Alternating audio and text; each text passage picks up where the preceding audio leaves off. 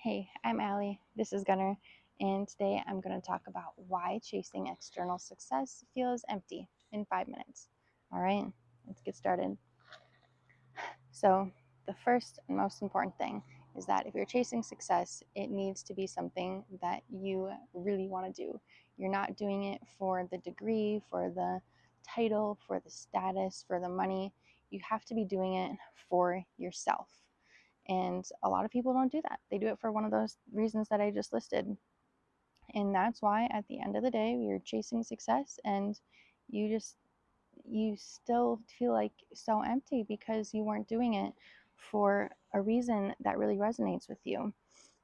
And it can just leave you in a really tough spot at the end of the day. Like you wasted all this time, all these years, all this effort. So it's really important that if you're getting into something and you're chasing this success, what is that success? What does that mean to you? And another thing is that society measures success by output most of the time, at least the society that I know. What are you doing? What are you contributing? What degrees do you have? How much money do you make? What kind of house do you have? What vehicles? It's all this output and production and go, go, go. And that's one way to look at success. That's a really sort of economic way to look at it, where, profits and all of that. And that's fine. That's one way to look at it. And if that's what success means to you, then that's totally fine.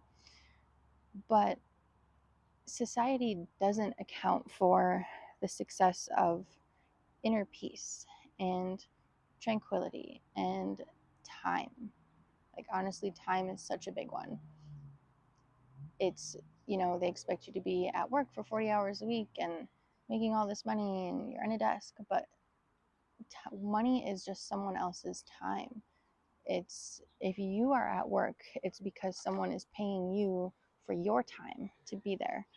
So time is really like the ultimate measure of success, in my opinion, if you have time and you can do the things that you enjoy.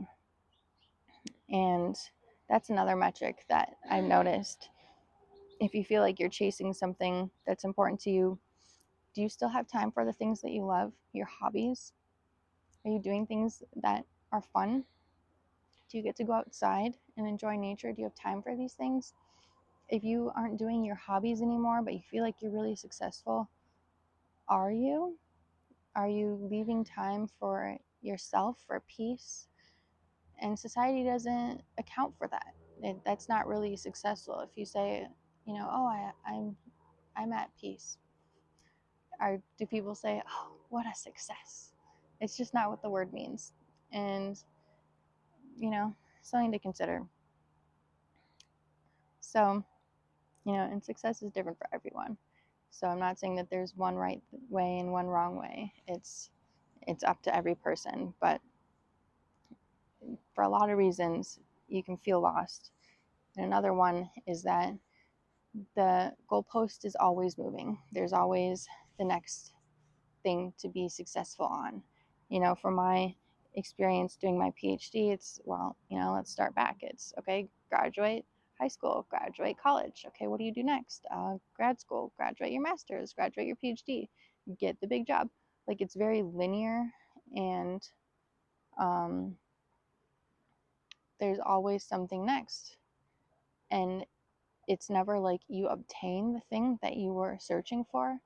It's always the next thing, and that can feel really empty, like you're failing, because you're just always in a chase and you've never obtained that goal that you went into it for, which can feel really empty.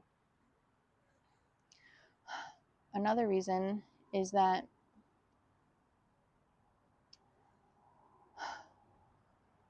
you just have to make sure that it's something that is in alignment with who you are and what you want to do in life, not what other people want. And this kind of sounds the same as what I just mentioned before, but it's a little different, where I think true success feels like alignment, not applause, if that makes sense.